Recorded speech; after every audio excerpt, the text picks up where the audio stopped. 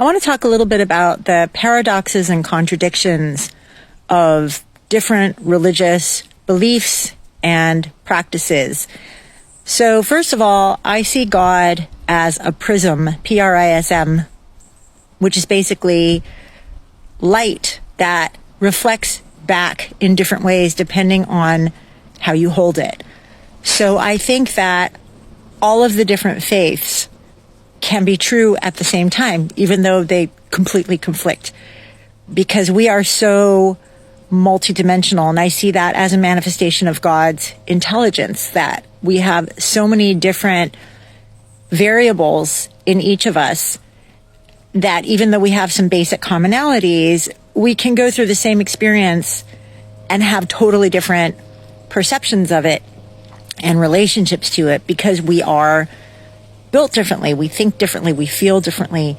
And I think that's a manifestation of God. And therefore, I think that the way that we perceive God is inherently, from the creation of God, going to be different depending on who we are.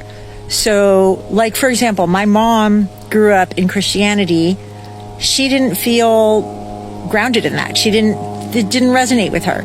So she studied different religions, and when she studied Judaism, she felt her soul came home. Why? That's how my mom was built. That was how God spoke through her. So that's one thing I want to talk about. The other is that there can be aspects of a religion that say one thing and aspects that say another. So there can be contradiction within a religion, and one single religion. And then depending on what you look at or how you look at it, you're going to understand it in a different way, and you're going to be called to practice in a different way. It's the same thing with like constitutional law in the United States, is that depending on what you're looking at and how you're looking at it, you're going to come up with something different. And then the third thing is that there can be a contradiction between what a religion says to do and what people actually do. And that in and of itself can be a manifestation of people seeing things in different ways. So that's just some basic thoughts. There's a lot more I have to say on that, but I just wanted to kind of throw that out there. So with all that in mind, I think that the challenging of ways that religion is being practiced can come from a number of different places. One is that it can say we are restoring the religion, or we are reclaiming the religion. So it can be coming from a place of, wait a minute, the religious tenets should not be manifesting in this way. The way that they're being manifested is actually like a bastardization of those religious tenets. So we need to do our practice differently so as to actually be in alignment with the true spirit of this religion. Another approach could be, okay, this is how it's been practiced for a really long time. This is part of the principles, but we see some problems with it. And so we're going to reform the religion a bit so as to be more inclusive, more welcoming, more loving, whatever. And this can be in going up against a camp that is practicing or enforcing a religion in a particular way because they feel this is the way that it's supposed to be done. And that could be considered the more orthodox camps of each religion.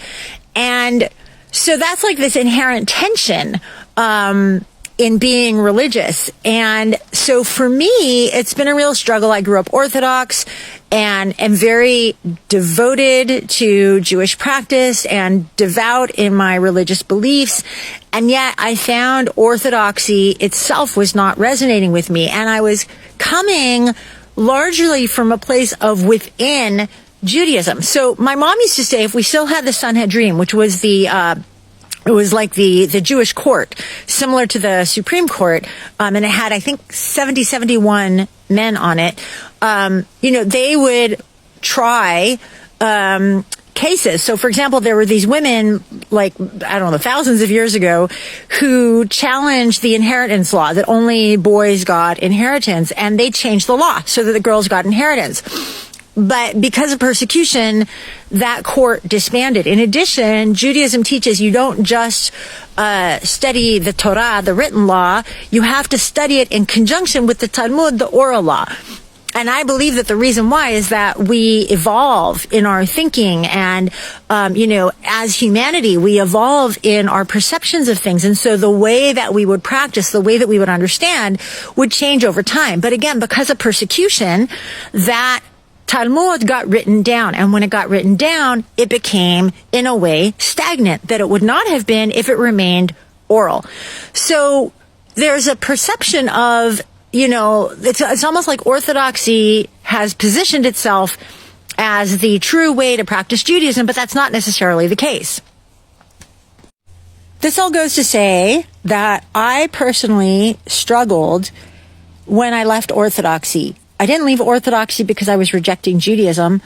I wasn't even rejecting most of Orthodox practice. It's just that there was a dogma that evolved in Orthodoxy that to me did not feel in alignment with Judaism. My critique came from within Judaism. And it wasn't that I was a rebel, that I was like pushing against or reacting to. It's that I was coming from within and questioning and challenging. And so that was really painful and difficult. And over the decades, I bounced around to different communities and just kept having this struggle and not belonging, not fitting in, rejecting certain tenets and precepts, and yet judging myself by them at the same time, really confused because the community I wanted or the ideology that I was longing for didn't exist. And it took me decades to allow myself to really embody, really step fully into allowing myself to create that space.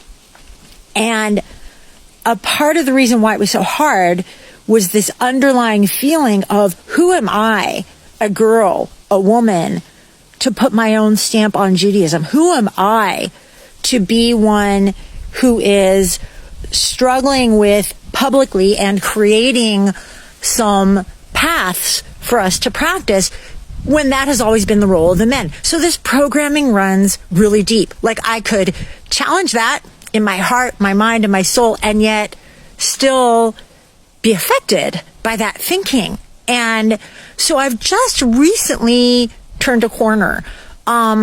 And part of it was through writing the introduction, the 2022 introduction for my anthology.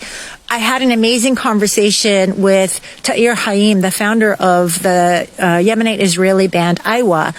And she talked about how there was a tradition in the Yemenite community for, like, women had their own liturgy, and that liturgy changed every generation, and that was part of the liturgical tradition, was that every woman would put her own stamp on it. It blew my mind open. It was phenomenal, and it really helped me kind of chew on and resolve some of these struggles I've been having. Anyhow, so I have recently stepped into a place where I'm offering my own my own thinking, my own world of my own practice of Judaism to whoever wants to join me. And so if you're resonating with this, you are so welcome to join me. In particular, I've got an event coming up on Sunday, October 16th called Don't Drop the Torah, where I will be sharing the Iraqi Jewish traditions and singing and drumming and ululating and storytelling.